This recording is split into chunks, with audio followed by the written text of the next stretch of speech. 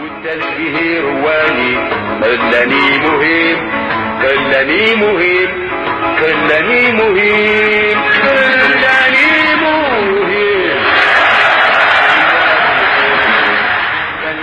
Vous voulez qu'Armand Zahri continue? Eh bien, sachez que Réverbère vous réserve la suite dès la fin du bulletin complet d'information présenté ce soir par Jahida Mehoubi et Latifa Medeni.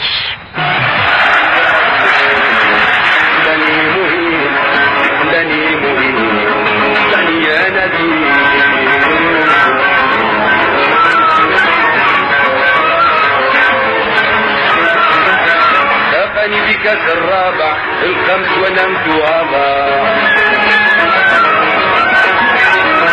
ازداد لي سبع خلاني مهم حي الله نديم حي الله نديم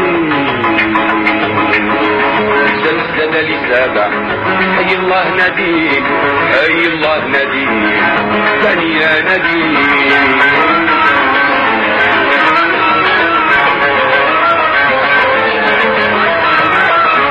سقني بكاس الثامن كاس عطارتني فاكر قال لي بهذا ثامن في نار الجحيم في نار الجحيم في نار الجحيم في نار الجحيم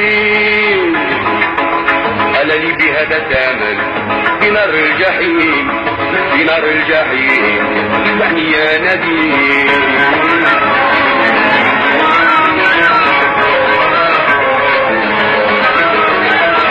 سقني بكاس العاشر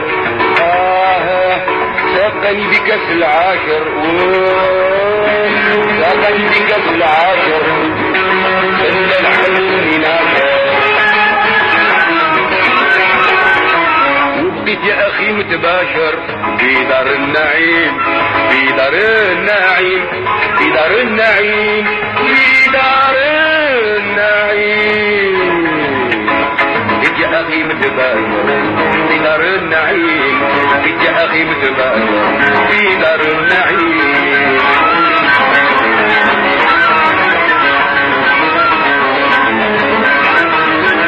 يا ربي بجاه العدنان طول الصفا والإيمان اغفر للولي بو عثمان وكل رحيم وكل رحيم وكل رحيم وكل رحيم اغفر للولي بو عثمان وكل رحيم وكل رحيم وكل رحيم يعني يا نديم يعني يا نديم.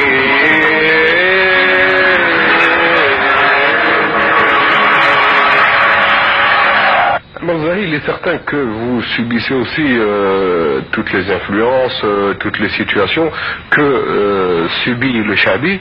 Et je voulais revenir à une situation, celle des années 80, où le Chabi quand même a subi quelques, je dirais pas des attaques, mais une nouvelle situation. C'était l'époque où on avait dit, on avait commencé à dire que le Chabi, la musique c'était haram, qu'il ne fallait pas chanter, et il y a eu même un courant dans le Chabi, un courant qui s'est légèrement détaché et qui peut être représenté peut-être par Bourdib. Je ne sais pas si Amr Zahri voudrait répondre à cette question, parce que si je comprends bien, selon ses attitudes donc de soufi, et puis l'oxyde qu'il a chanté il y a un instant, peut-être qu'il ne voudrait pas parler de cette période. Je ne pourrais pas vous répondre sur cette question. Vous ne voulez pas ou vous ne pouvez pas? Non, je ne connais pas. مانيش واصل في العلم باش يعني نتكلم في هذه الباب هذه. خاطرش حقيقة نتكلموا قالوا بلي الفن لا يجوز.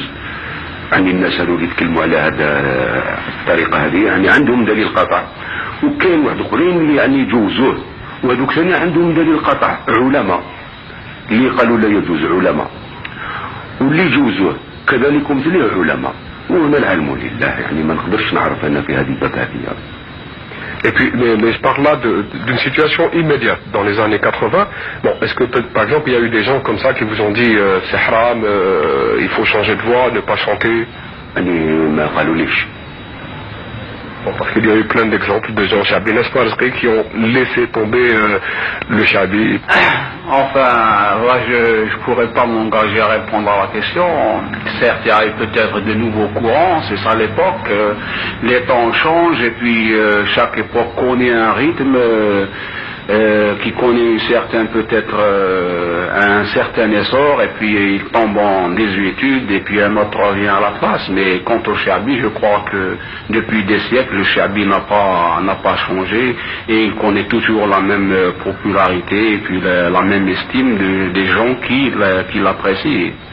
Oui, mais il y a eu quand même, en cette période, une période qui a changé quelques habitudes dans le Chabi, etc. J'ai l'impression qu'à cette période, Ammar Zahi a changé de comportement. C'est à cette période aussi qu'Ammar Zahi, a commencé à pratiquer la religion vraiment.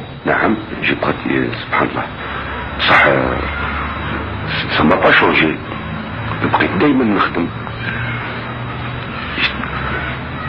On m'a sollicité باش نخدم لي كالا في les années 80 لليوم.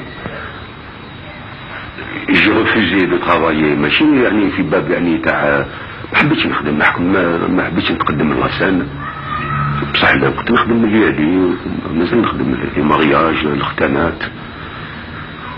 Et puis, durant toute cette période à Marseille, vous avez certainement, vous devez écouter beaucoup de musique, non? J'écoute la musique, j'aime la musique classique, نتاعنا الأندلس، نسمع بزاف الكلاسيك، ونسمع الكلاسيك ثاني تاع الخارج، نسمع بيتهوفن، نسمع شوبان، نسمع موزار، يعني كاين دي باساج يعجبوني بزاف في هاد لي ميوزيك هذوما. Des passages qui vous rappellent un peu ce que vous faites, non?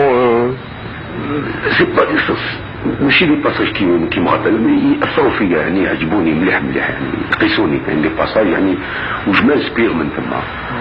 Est-ce que vous écoutez d'autres musiques que le classique par exemple? كيفاش d'autres musiques خاطر لا j'écoute la musique n'a pas que لي انا n'a pas de frontière. نحب انا la musique. Je voulais savoir aussi si vous étiez un peu versé dans le, je sais pas, peut-être la musique espagnole, si vous aimez ça. Oui, j'aime la musique espagnole, نسمع الفلامنكو.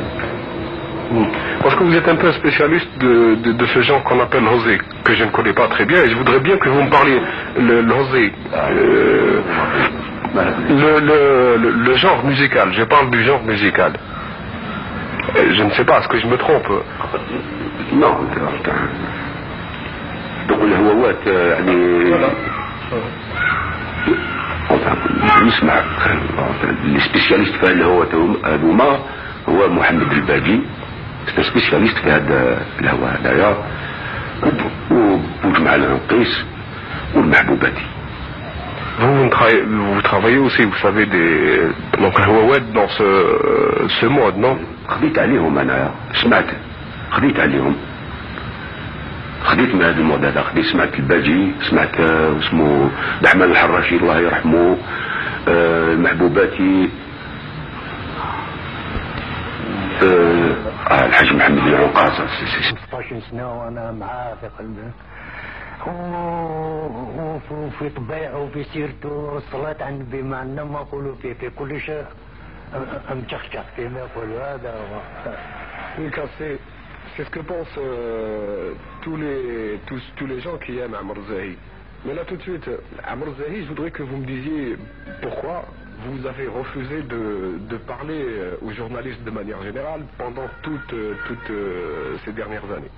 على كل حال c'est pas un refus اللي وصلت للناس هذوما اللي اتصلوا بيا باش يتكلموا معايا. جي بريفيري كيما قال مابستونير. فهمت على كل حال مازالني تلميذ مازالني نتعلم. فهمت جو سوي كان بتي شونتور بوبولار فاقد هذا ما رانيش يعني حقا الله يجازيكم تشرفتوا بيا الله يبارك فيكم بصح انا جو كان بتي انتربريت بوبولار سي بو صارت لا. Alors là, je vous ai demandé d'interpréter pour nous un qsid. J'ai l'impression qu'à un moment donné, ce qsid était un peu votre ligne de conduite dans la vie, et puis même dans votre travail et tout ça. C'est pour ça que je vous demande d'abord de nous faire une strophe ou de ce qsid, et puis de parler donc de cette ligne de conduite qu'il y a dans ce qsid. الحقيقة القصيد هذايا وملل الشيخ هذوما وسووا الكلام هذايا يعني الباص تاعهم يتكلموا بالحديث وبالآية كما القصيد هذا ديال شوف لعيوبك راسي وتوب لله هذا كاين درس عليه فهمتوا والشاعر رحمه الله يسي تنسبيغي من الدرس هذاك le nom تاع الشاعر والشيخ العربي المكناسي رحمه الله. Alors, est-ce que vous avez vous-même, est-ce que vous avez fait des recherches pour connaître le poète? Est-ce que vous avez demandé qui c'était? J'ai demandé des amis كاين احبابي اللي يعرفوني يحب يقول بهذا الشاعر هذا يعني على كل حال ماشي رحمه الله يقول حكاو لي عليه كاين مسافر لاباس بهم كما خليل حاج كما بن موسى تكلموا لي عليه كل حاجه قدور لي راهو c'est un poète qui a vécu ici en Algérie كان وقيلا في بجايه عاشر بجايه ومات في عين البيضاء كما راهو يتكلم الحاج صح. Et puis il me semble que vous préférez plus jouer, accomplir, faire le shabi que de parler, n'est-ce pas? صح انا عمي. Alors on vous écoute, cher.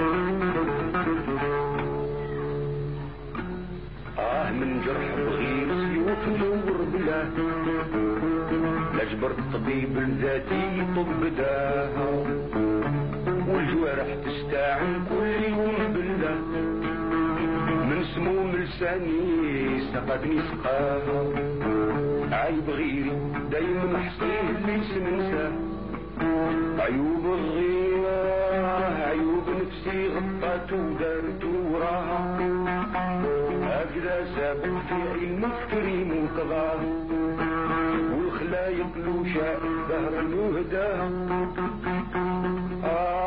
الخلايق لو شاء الله لا هداها رب غني وعدل له واحد هداه لا شريك معاه في العباد كما نشاه شوف العيوب يا راسي وتوب لله والقدر يشفي العباد من بلاها شوف العيوب يا راسي وتوب لله والقادر يشفي العباد من بلاها من بلاها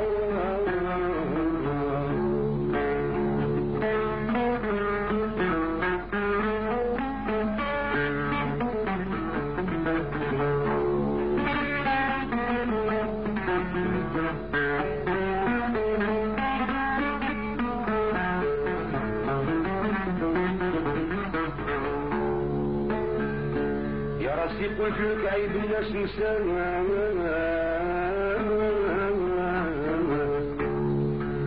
عيبك فات كل عيوب عيبك فات كل عيوب زادت عداها العبد الكاتبة تصيب وما تخطاه خلي العباد كيف قدر مولاها يعصر شي حنطلة يعصر شي حنطلة يمسقى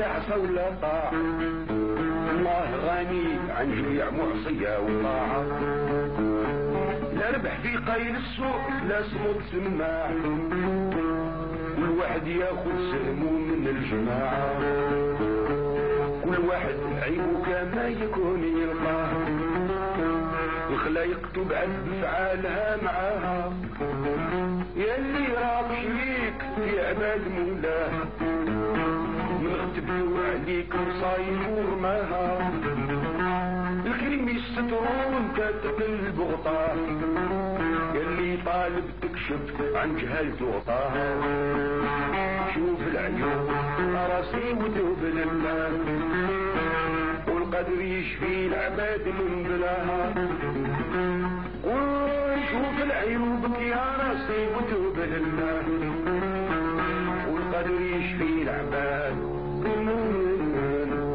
بلاها. بارك الله فيك يا شيخ. Ce qu'on retient tout de suite, من فعل مثقال ذرة شرا يره ومن فعل مثقال ذرة خيرا يره.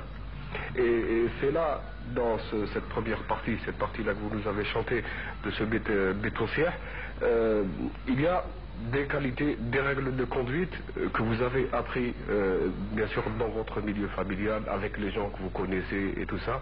Et puis ce sont les préceptes, les principes de l'islam. Et vous êtes profondément religieux. Est-ce que, je ne sais pas, ça a déterminé bien sûr vos choix en musique? يعني الحقيقة يعني دركت يعني بالكلام هذا تاع المشايخ رحمهم الله يعني اللي بنادم زاد حسن روحه حقا. احنا في الاهل نتاعنا دينين حنا ما يغينا حنا نقول على الدين، على الدين والطاعة. وشنو نهار دخلت في الشعبي وعرفت هذه القولة تاع الشيخ يعني اثرت فيها القول نتاعهم يعني ويتكلموا بلسان الحق، يتكلموا الحقيقة، يتكلموا بالآية والحديث. يعني رانا كما قال انتبقوا ما قالوا يعني حسب الاستطاع كما حسب ما ينجم الإنسان يعني. ونحمد ربي ونشكره يعني على هذه النعمة هذه اللي خلونا المشايخ. Et là, ce que je voulais savoir aussi, c'est votre répertoire. Est-ce que vous ne travaillez que sur un répertoire de ce genre, ou est-ce que vous avez... il y a différentes choses. كاين ثاني كلام واحد آخر يعني il paraît pas يعني religieux بصح بالمعنى. مثلا تحكم زورا يا عاشقين زورا مثلا كاين بزاف قصايد هكذايا. وشنو ثم يسمى قصايد هذوك يعني يبانوا دنيويين بصح هما لا هما في الاصل الجد. مثلا شافت عيني يا راوي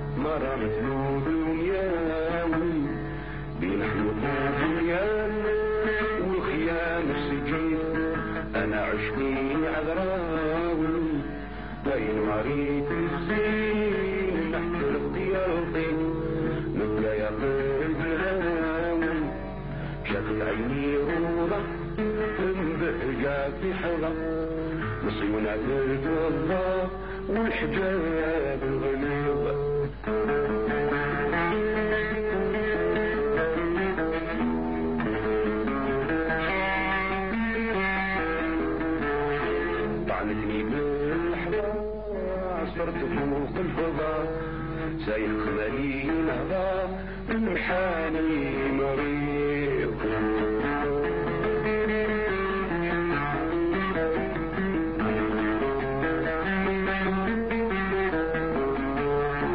نتكلم دون الرضا على جمار النظام نموت اليقظة مولاتي تهدي شلة بزور الناوي شلة بزور الناوي من الحب حذية ثقيل ولا ضعيف يشم القلب يهاوي جواك على ليعان والغرام الشظيف مكة يا قلب الهاوي.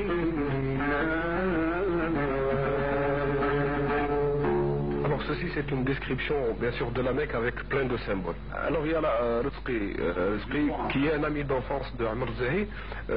Vouliez revenir sur une question que j'avais posée à Amr Zahi.